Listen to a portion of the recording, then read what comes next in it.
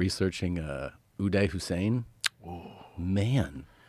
Yeah, dark. He's the darkest. The evilest. Him and his brother. But Uday was the worst. He was the worst? He was the worst, yeah. He was the eldest. Oh, because I keep reading about dictators, you know? And I was reading about Idi Amin and Mussolini, Stalin. And then you get to Hussein. Hussein's like a really interesting story, like from birth, right? His mother didn't want him, which is a very kind of unique thing, like a mother rejecting her own. Why didn't you want him? His father had died before he was born, and she thought, I don't want this kid. And so when he was born, she was like, he's like a devil child. Oh, Jesus And so Christ. she rejected him from birth. Meanwhile, she was right. She was kind of right. Isn't that crazy? It is right. It is crazy. Do you think she made him that way? I think usually when you see like these really horrifically violent people and as adults, there's almost always childhood trauma and neglect. I'm sure. So that formula is almost always there. So it's a self-fulfilling prophecy for her. I think it kind of is. And maybe she just fucking knew. Maybe she had some gypsy instincts. Had a feeling. Like she just knew. This one is a bad one. But he was violent from a very young age. And well, he was rejected from a very young age. Exactly. Right? And he was an enforcer. And, he killed somebody as a teen. Really? But all of his violence while, like, president... it was like politically motivated. It was like to stay in power.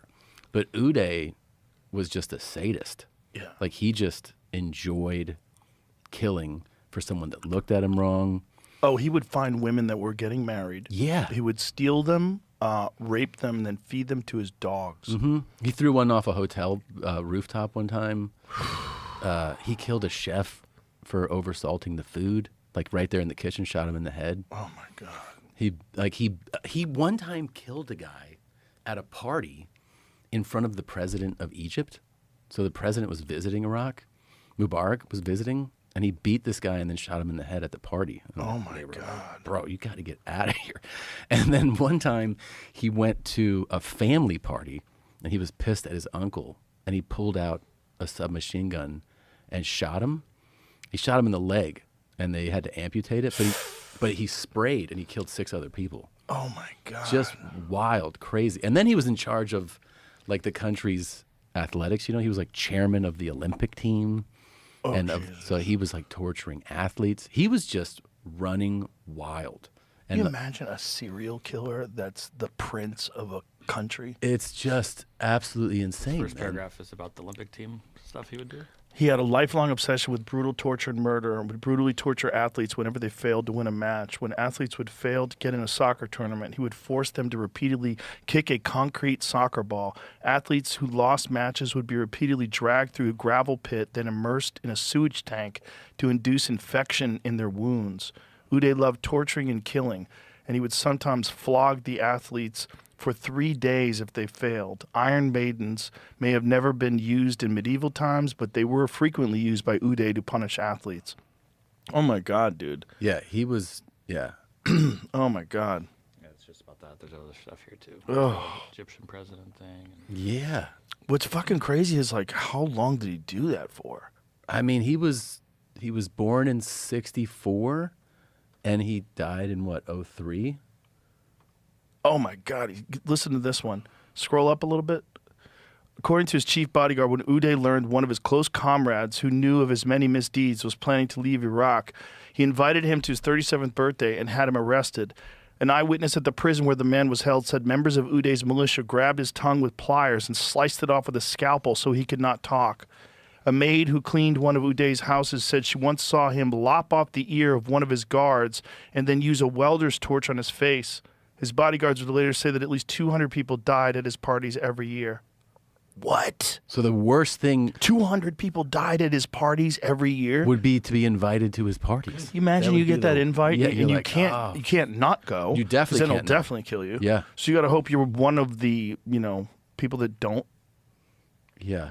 Jesus Somebody was Christ. sweating and he lashed him.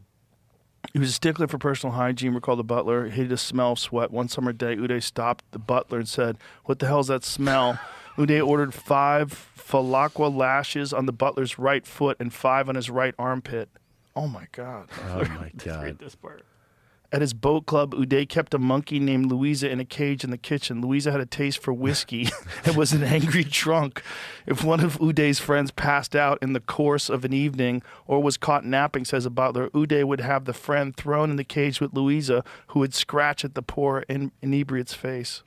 Jesus Christ, dude. Jesus Christ. Yeah, he How was- crazy is that? 200 every year died at his parties? I mean, yeah, he was So he had parties all the time then. all the time. Yeah. And just would kill people at his parties. And the music would have to keep going, and you would have to.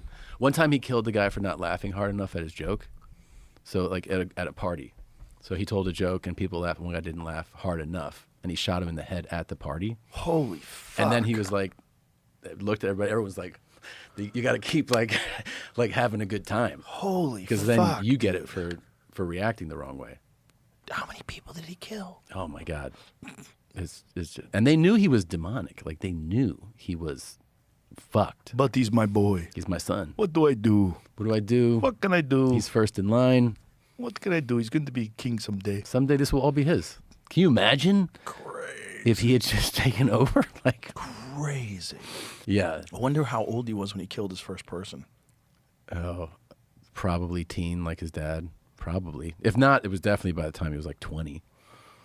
And they would just, the boys would just run through that country with like unlimited funds, unlimited access, and no repercussions whatsoever. Wild. Yeah.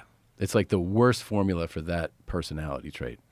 And it's probably never been, there's never been a time where you had access to the kind of guns that they had, the kind Right. of weapons, cars. And squads. They had kill squads. He had his own kill squad. Jesus Christ. Yeah, he was probably the most, in modern times, the most sadistic guy in power that we've seen, I think. I don't think there's anyone. No one even sounds close to that. No. Idi Amin was pretty crazy, too. He was pretty crazy in Imagine if Uganda. that guy got a nuke. Uday? Yeah. Oh, no. Yeah. 100% would use it. Day one, maybe. Yeah, 100%. Let's see what happens. You know how crazy that is? Yeah. Which is why you want to keep powers in check when it comes to like when certain people rise to power, why everybody goes, we can't let this guy Right. get access. Yeah. That guy. That guy. Yeah. Yeah. Well, that is a crazy thing about Saddam, because how old was Saddam when they killed him? He had to have been, what, 60s or was he 70 yet? So if let's say he was 70, he had maybe 20 years left. Yeah, because on your way out is probably when you want to do it, right? And maybe Uday would have fucking taken him out if it took too long. You know? Uday he'd probably push him off a cliff or something. Easily. My father fell hiking. I miss him so much. Yeah. Anyway, Anyway. and don't forget his dad used mustard gas on his own people, nerve agent. Bro, imagine what life was like thousands of years ago. Especially in one of those, like under one of those regimes. Yeah. Yeah. There was always people like that. There's always been horrible, evil rulers. Yeah, what's his name? The Impaler? Oh, Vlad Tepes. Yeah. God. Oh, he was dark, dude. He would, just for intimidation, he would set up geometric patterns of poles so that, like, when the enemy was coming close to where his country was, as they were entering into the area, he would have geometric patterns of poles with all of the soldiers that he killed. So Impaled, right? Impaled, Yeah. all of them. Some of them still alive. And so you're talking like thousands and thousands and thousands. It goes on for miles and miles. He would have like the entire road, like every 400 feet or something like that, be a guy on a pole. So that you go So, like, yeah. where the fuck are we going right And now? so you want to talk about morale killer. Yeah. Like you're realizing how successful this guy's already been at killing people who came this way. Yeah. And then you're, being forced. You're some farmer Yeah. who got conscripted. Yeah. What'd you read, Jeremy? This at his parties, which you're saying like you have to go to. Yeah, He made you drink, of course. and there was a special drink he came up with. The cup of friendship. And in some cases here, it said called the cup of friendship. he'd line the entertainers up, and they gave them 10 minutes to drink it. Oh my God. It's 90% alcohol, sometimes Sometimes, yeah. including drugs. And if you didn't, there were punishments. Oh my God. Having the hair and eyebrows shaven off, being beaten enough to stand without touching their faces. Oh my God. So there's also, I was reading, there was an assassination attempt in 1996, and he was shot somewhere between 7 and 17 times. Oh my And God. his secretary said he got way worse after that. Oh, really? So there's a lot of people were saying he was impotent, and that made him, he did not Oh, like those. he got shot in the dick. He did not like those claims. Uh-oh. And some of the, that's, I didn't really, some of this is real fucked up. Like, he was taping some of these rapings. Yeah. Using it as blackmail and stuff. It's very fucked up. Oh my God. Yeah, on to the next one. Oh my God. So usually those stories about that type of behavior are from like 600 years ago. Right. You know what I mean? Like just like an older time where you're like, oh, that was just a different moral compass existed, and then you kind of go to now. You're like, how that was not long ago. That was 20 years ago. Sony Handycam. Someone, Yeah. He's got someone there filming it. Yeah, he would send it when he sent his kill squads to do stuff. He would always be like, record it so I could watch it later. Oh, Jesus Yeah. Christ.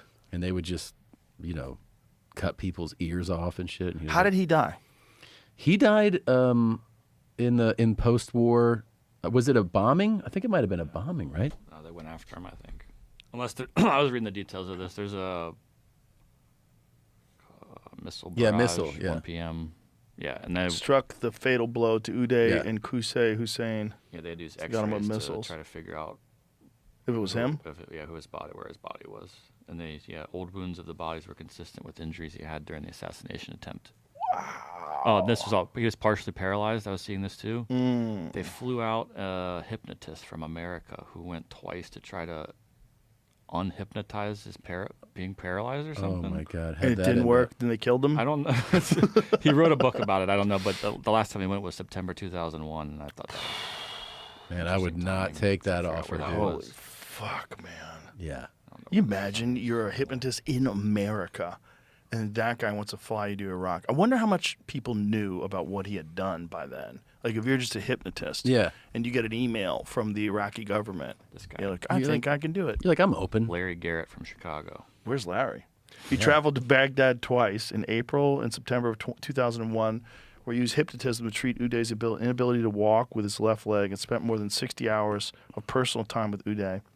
Garrett said of Uday, he was an educated man with a background in engineering. He was well versed in the Quran. He had visited the U.S. with his cousin when he was 17. He expressed some political views, but he didn't involve me in them. I must say I was developing a fondness for him. He never spoke to me as a leader or the son of the leader. He never condescended. It was just two men sitting around at night. Wow. Imagine just sitting there with that psycho and he's got like a fucking 3,000 bodies under him. Yeah. At least, probably. And he's like, so you said you can make this leg work, right? And you're like, yeah, for sure, man. Yeah. And he's killing 200 people every year at his At parties. a party? Just shooting people for random things. Some guy farts, shoots him in the head. They shot Uday exactly 50 times. Shot at him. Oh, shot at him 17 with 17 hits. Oh my God. God damn. That's crazy. You figure we got him. Bro, I shot him 17 times. Trust me. We got him. 17's a lot of bullets, man. Wow. His Yeah. 7 brothers and his father. Okay, Saddam's men arrested Abu Shagad and learned the details of other members of his team. Sharif's 7 brothers and father were imprisoned, and his mother was then told to collect their bodies from the Baghdad morgue. The father and 3 brothers of the would-be assassin Abdus Sadiq were executed. Abdus Sadiq and his father shared the same fate. Security guards destroyed the homes of all families with bulldozers and confiscated all their property. Oh my God. Iraqi intelligence eventually traced Abu Sadiq to a location in Iran where he was assassinated on the elder Hussein's orders on December of 2002. Man, Wow. that's really. According to popular belief, he was impotent. Wow. That's what he got real mad if you said that out loud.